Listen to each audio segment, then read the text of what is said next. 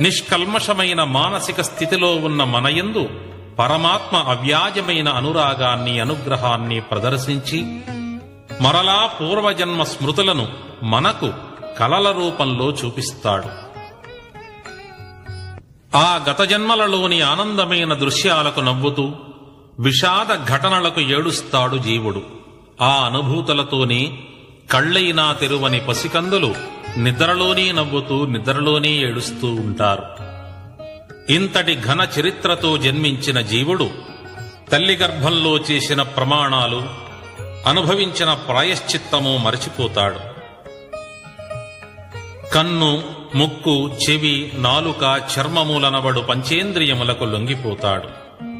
నా పలక, నా బట్టలు, నా ఇల్లు, నా డబ్బు, నా పిల్లలు, నాది నాది అనే మాయలో పడి కొట్టుమిట్టాడుతాడు.